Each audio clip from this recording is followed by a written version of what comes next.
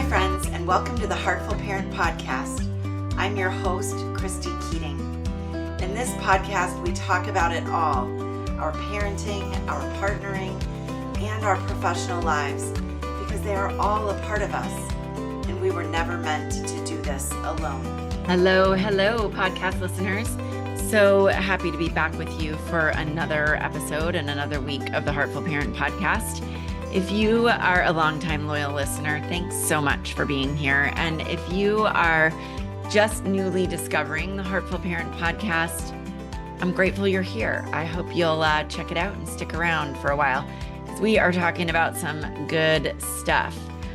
Speaking of good stuff, we are diving into a topic today that I think a lot of you, a lot of all of us as parents can relate to. And that's the idea that sometimes when we are parenting, we have to do that out in the wilds, right? Out in public where other people, whether it's strangers, friends, family members, but where they can see us and perhaps pass judgment on our parenting, right? We might be in the grocery store when a kid throws a tantrum, or or out to dinner when our teenager says something rude to us, or whatever it might be.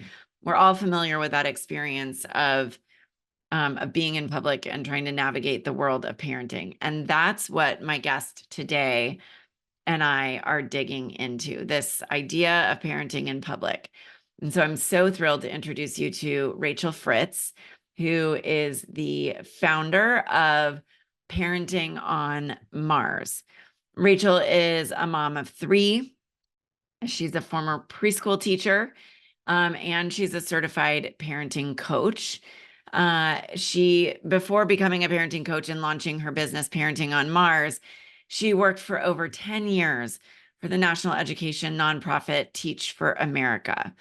As a parenting expert, Rachael is deeply committed to helping parents who feel defeated learn the tools and parenting techniques that they need to fall in love with parenthood, which is, you've all heard me talk about joy and the importance of finding joy in the work that we do as parents. And I think Rachael and I are deeply aligned on that point.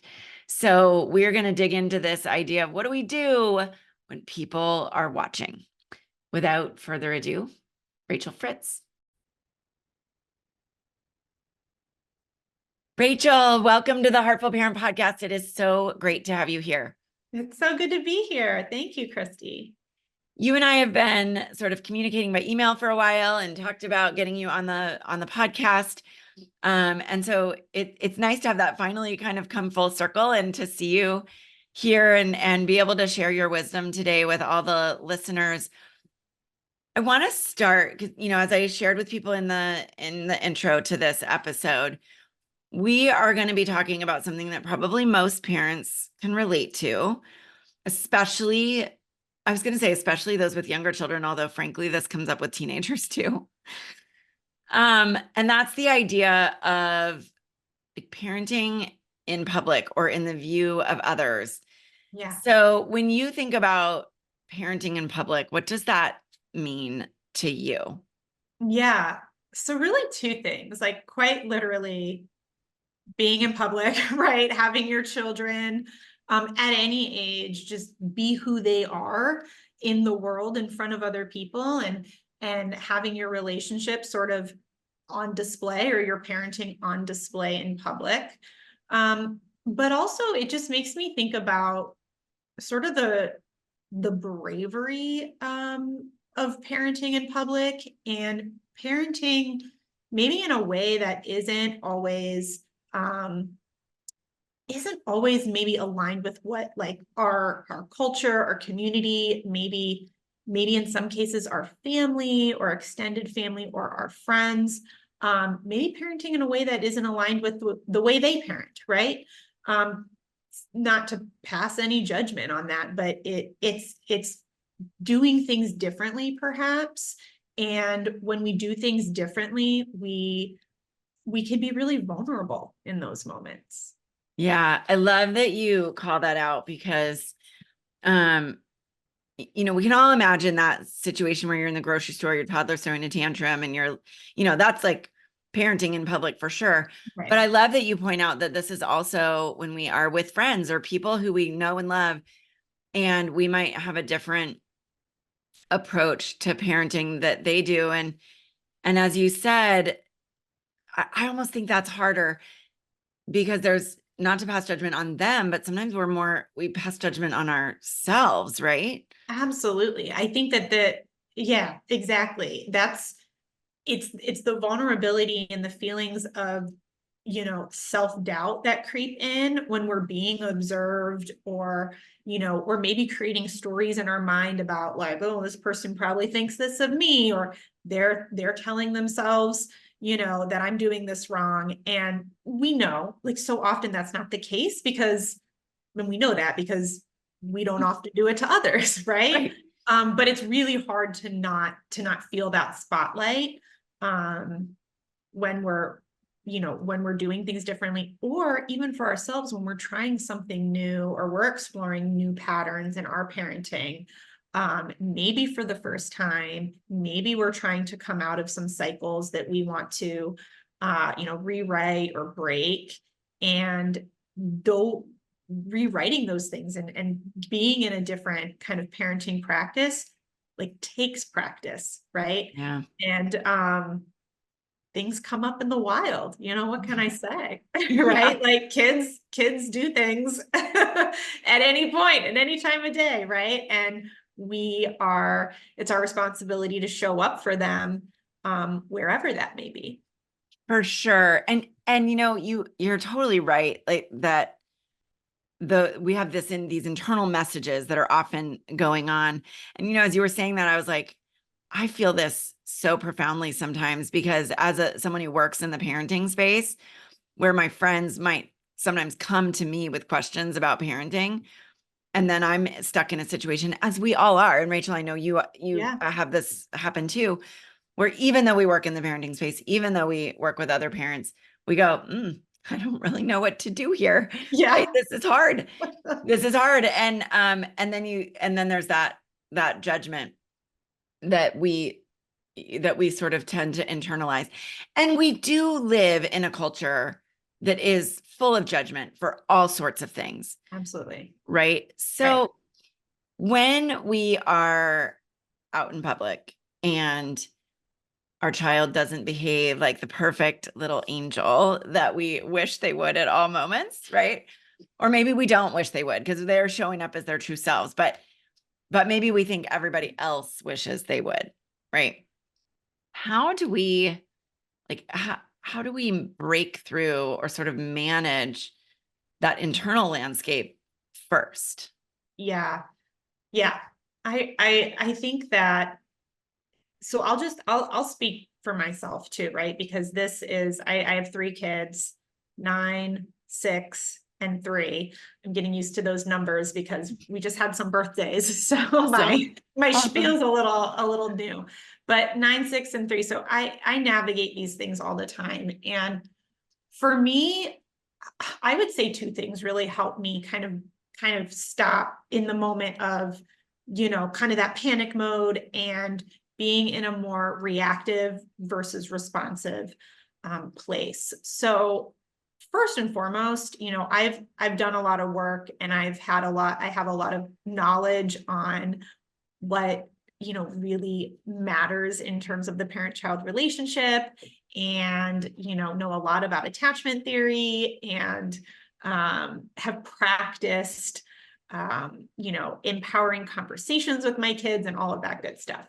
I have boundaries that uphold my values, like all of those things, right? And so a lot of that just security and knowledge, I think, is what grounds me, right? When I think of stress and uncertainty and panic, a lot of times that comes from just like an unknowing, right? Mm-hmm. When we can equip ourselves with some really foundational mindsets, beliefs, and knowledge, it can pull us through and keep us a little bit more focused in those moments, in those tough moments. Family culture, or any culture really, I think, is best defined when things are hard, right? Like what happens when things get hard? What is the culture then? That's the true essence, right? Of culture, not when things are really going swimmingly, right? Because Yes. that's easy. That's the easy work. So that's one. And then the other piece of it is I've gotten really good at not forcing myself to keep going, right? Like I have the power to stop the moment, or to stop kind of the like forward motion of the moment. So I'll give an example.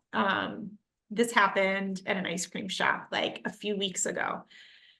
So I've got all three of my kids. It was our spring break. We head into this ice cream store in town, and for whatever reason, this ice cream shop has, like, they don't display the ice cream in the case. You know how like kids love looking at that and I want to try this one and that one. The Yes. counter is like over their heads and they can't see any of the flavors and I have to read it off the menu. And so it was just a very different experience than they've ever had in an ice cream store. And it's like, I can't expect them to know what to really do in this situation. So what my two little boys were doing is they were like hanging on the counter and like trying to jump up on the counter, and I'm trying to like wrangle them, and then they're trying to jump on me so I can pick them up, and it was kind of chaos. Yeah. And I just looked at the situation. I'm like, there is no way forward in this without probably stepping outside of my integrity and parenting in a way that just isn't authentic for myself. Mm-hmm. And so I said, let's go. Here we go. We're heading out the door. And I told I'm like, we'll be back. We're going outside. And we were out of the moment. And the walk to the door was enough time for, I think, all of us to sort of like regain our calm. And I talked to all three kids. I said, this is different, right? Here's what it's going to be like inside. Here's how I can, give you the flavors. Here's what we will do, what we won't do, right? And so I took that opportunity to prepare them and to reset expectations and to hold my boundaries. We walked in. It was a very different experience, right? It was like the reset button.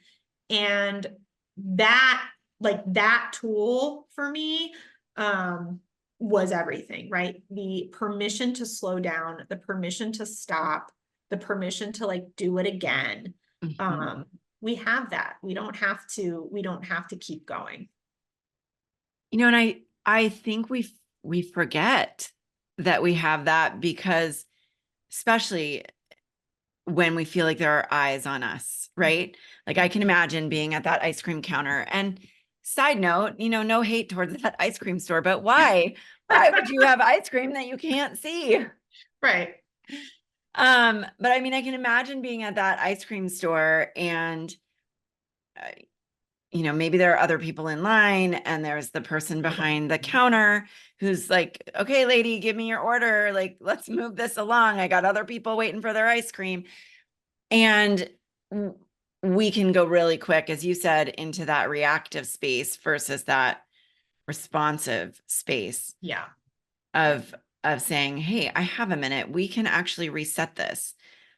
And remembering, and I think this is so hard, especially in an ice cream store, remembering we don't need ice cream in this moment. If we get it 5 minutes from now, it's okay. Right. Absolutely. So you mentioned, Rachel, that you've I know you work in the parenting space as I do, like you kind of live, breathe and talk this stuff all day long. But most of us didn't come to that supernaturally, or, it wasn't an overnight knowing. Yeah. You mentioned that you've done a lot of work and learning about how to not just take the pause, but to remember to take the pause, which is actually a different step. Yeah. So I'd love to hear kind of maybe your own journey with that, and maybe how you help the parents who you work with remember to take that they have the right, that I love the way you phrase it, that they have permission to take a pause. Yeah. Yeah. So, I mean, thinking about my own journey, so I was a preschool teacher.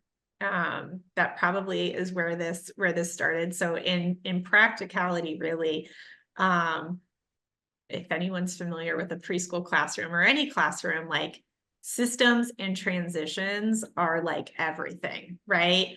And transitions, like as parents, like that's actually a really tough place to be in, right? Like getting out the door, walking into a new situation, but, being in an ice cream store that didn't quite look like an ice cream store, right? And understanding how to navigate that. Those are really challenging moments. And so for me, honestly, as probably a preschool teacher, being in a place where I'm like, this is how we're going to do things. And we're going to practice it. And if we don't get it right the first time, that's okay. We can try again.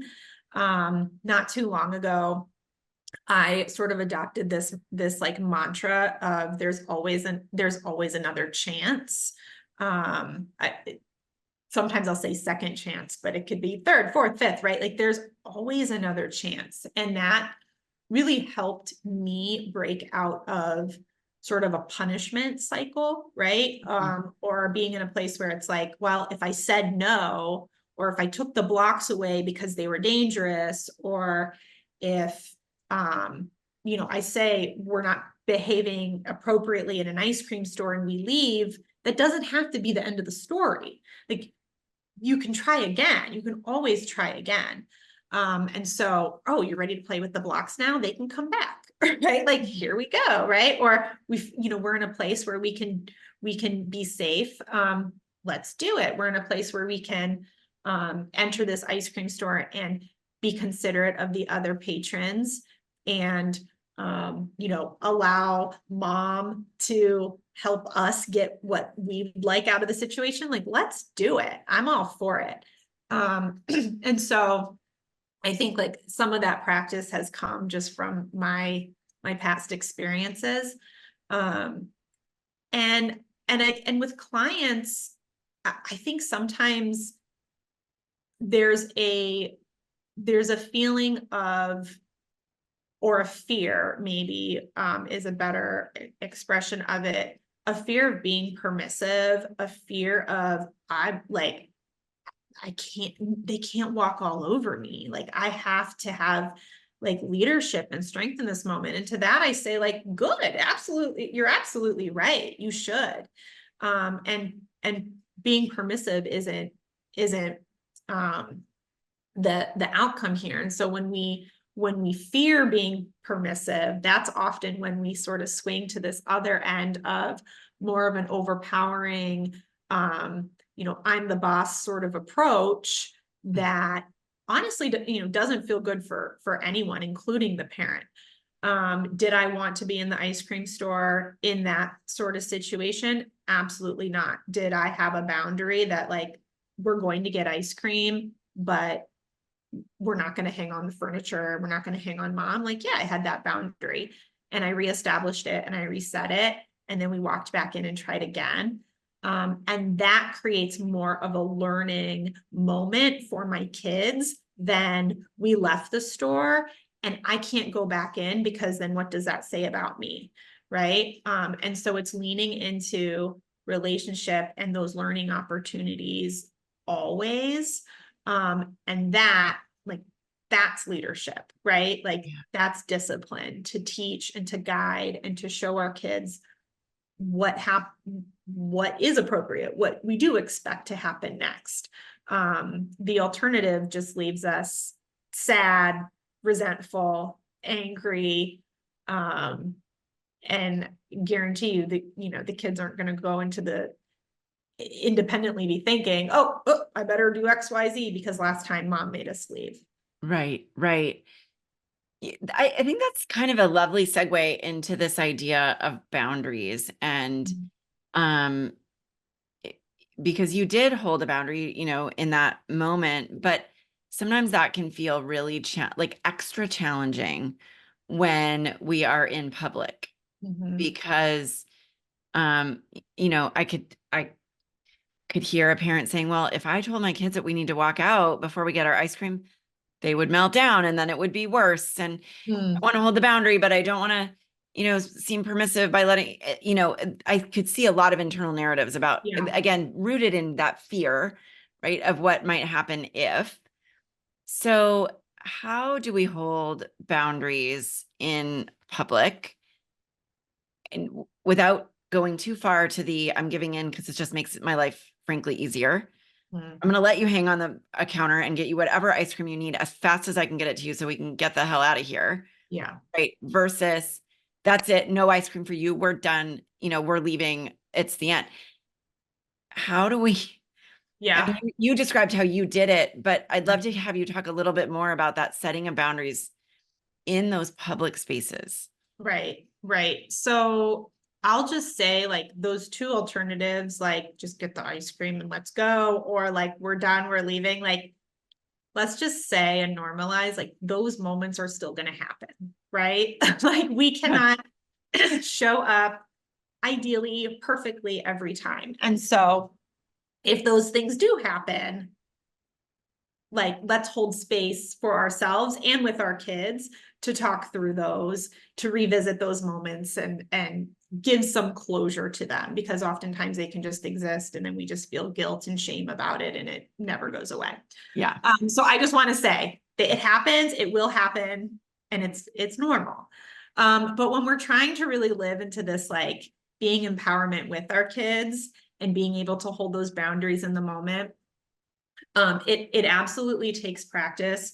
But what I would say is a lot of this, and I know I talked about like hitting that reset button, a lot of this is taking the time to slow down.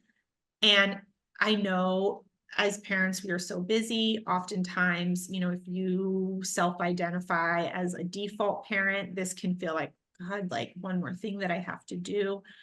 So I empathize there. But what I'm actually, I think, advocating for is less, not more. So it's like, stay with me kind of thing.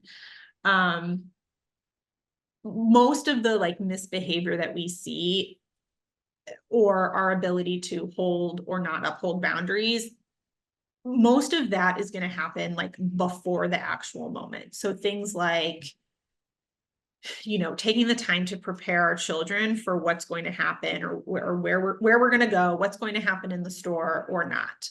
So, and I don't always do this, but when I do it, like it's game changing. So if we're going into Target, I could say, for example, we're going to go in Target. We can go by the toy section, but today is for looking only. We're doing a looking only in the toy section. And if you want, I can take pictures of the things that you like. And then I, check for understanding. My kids can say it back to me, and it just, things go a lot smoother once those expectations are established beforehand. When we can't prepare our kids, right, for every single thing that happens, right? Then I think that those sort of more portable systems or responses are what can kind of guide us in those moments. So as I mentioned, I take a lot of pictures, right? Like, that's so, like, validation, right? Always like, that's so cool. I love that. Like, that looks like it could be part of your birthday list, part of our Christmas list, or if it's, a food or a dessert, I could add that to the grocery list next week. Let me write it down. And then I make sure that there's some follow through, right? They don't get everything, but there's some follow through. My doctor just recently discovered nutter butter cookies, Oh, yes. They're so good. They're so good for years. And, she had mentioned them a few times and we didn't get them. And like a week ago, they showed up in the house and she was like, oh my God, right? So you establish this trust that,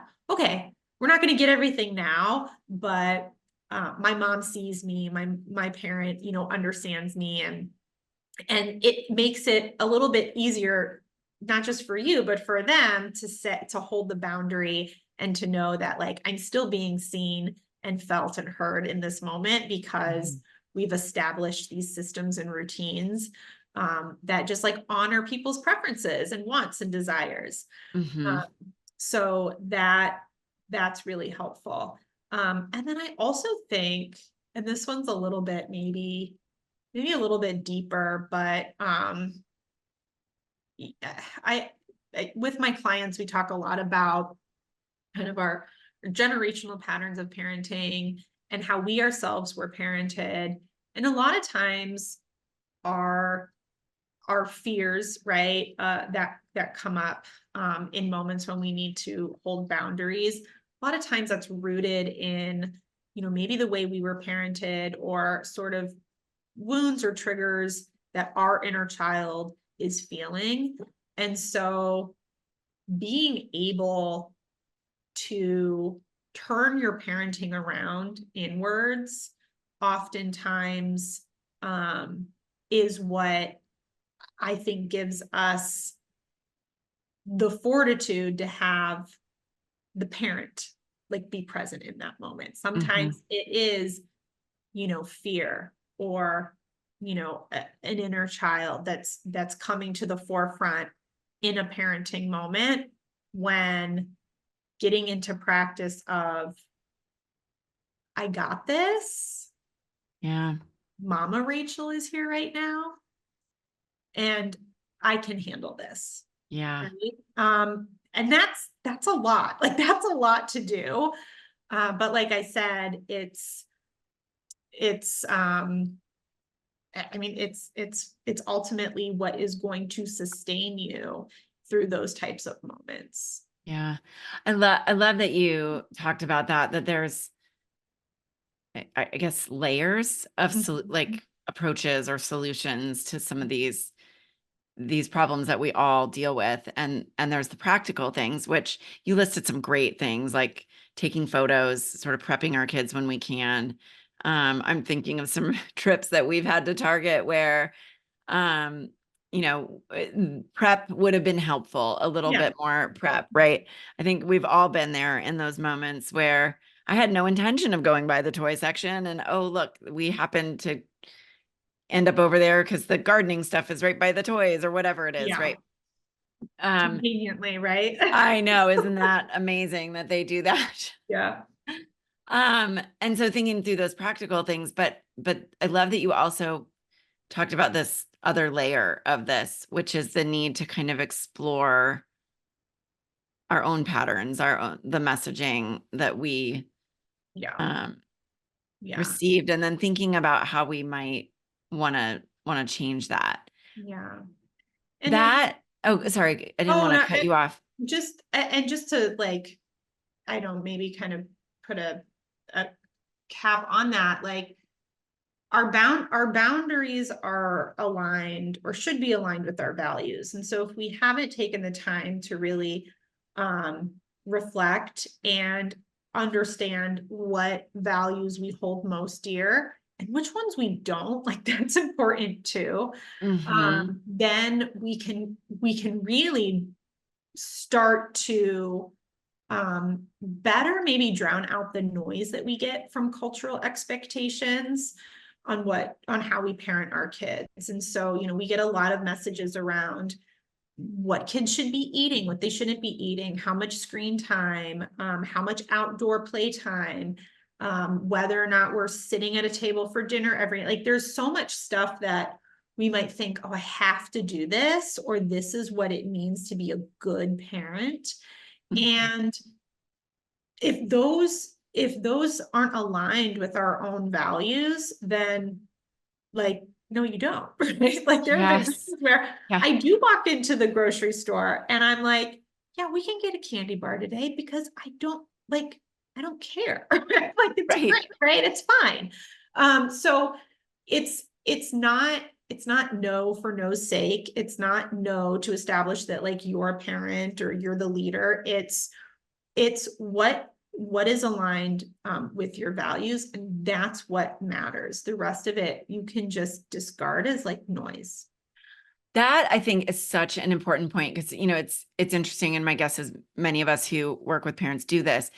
I also, like, I do a lot of values work with my clients, as you've been describing, but there's this flip side that maybe we don't always explore as much as would be helpful, which is not just, what do you care about, but what do you not care about? I love that you pointed that out. Yeah. Because inevitably there are things that I just don't care about that other people really do. Yeah. And that's okay if they do. Yeah. But recognizing that's not, especially in that parenting in public space, right? Well, if Yeah. they really care about it, maybe I should care about it too. But Yep. recognizing, no, it's Right. okay. I had a moment or the situation in our family come up really recently where so my daughter takes a lot of dance class and we're at the end of the year, recitals coming up, and there's a class that for many reasons, like we've decided that she's not going to finish up the class. So we're going to withdraw her from the class. And it in some ways, because we've aligned this decision with our values, in some ways it's a really easy decision. But do I have a lot of feelings around what other parents are going to think, what the teacher's going to think? Yeah, I do. And like we said at the beginning, like it's normal, right? Like it's okay to have those feelings. We're human. But what helps me to live and to parent, within my, integrity and is understanding my values and knowing like I can make this decision pretty securely. I can still have feelings and those are normal and I can hold space for those and I get where that's coming from, but I'm really secure in this decision because I've done that work. And to our point, because I also don't not care about, but like what isn't leading this decision are maybe some values that,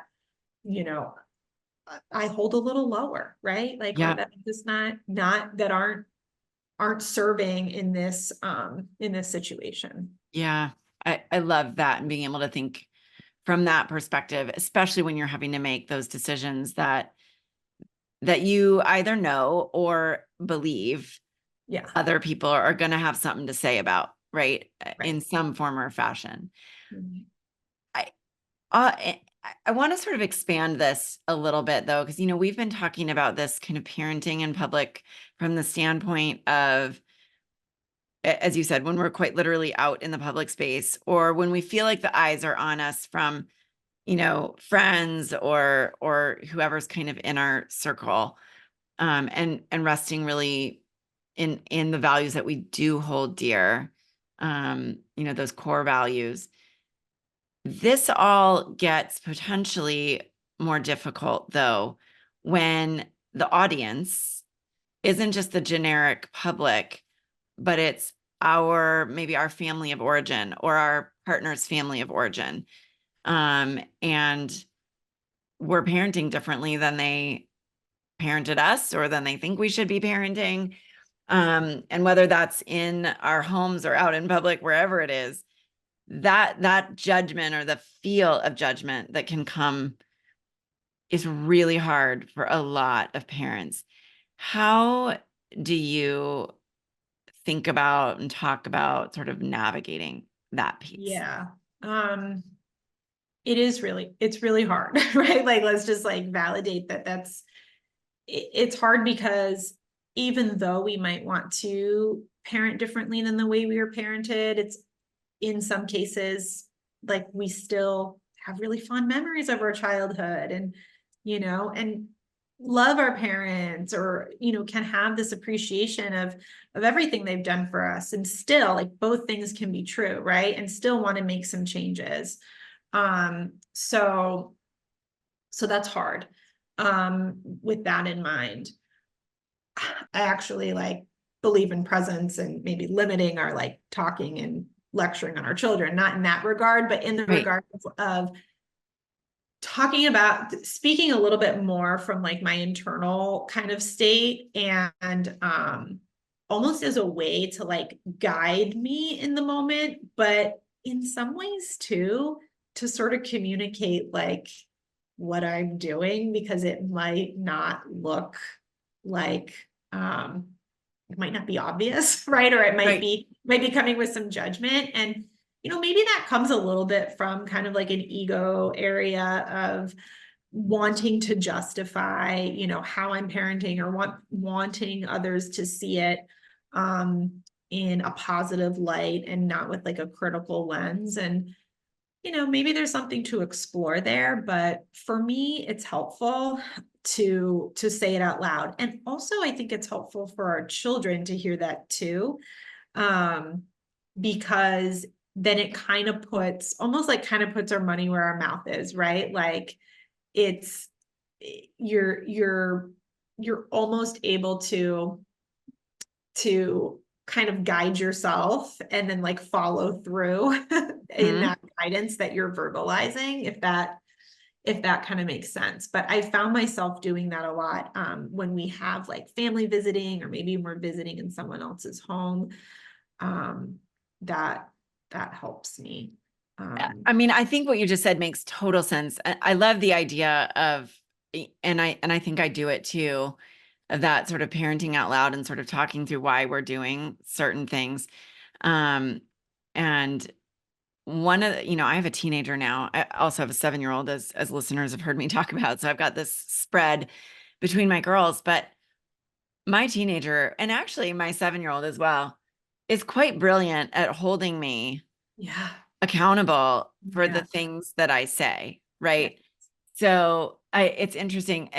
I'll share a little story from my own experience. So I actually interviewed a gentleman for this podcast a while ago, and we were talking about screens and how they can really take us away from presence and sort of disconnecting. And I sort of had this aha moment that when we do our Friday family movie nights, I'm often like, especially with my little one, like we're watching a movie I've seen before because right, I've seen every Disney movie 27 times, and it doesn't hold a lot of excitement for me anymore.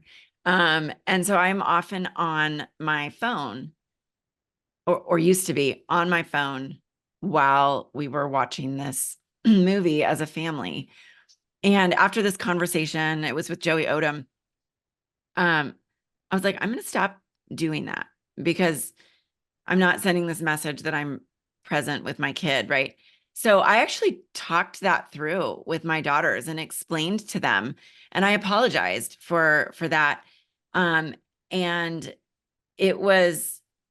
I love that I did that only because they have held me accountable and on an ongoing basis to like, Mom, why are you on your phone?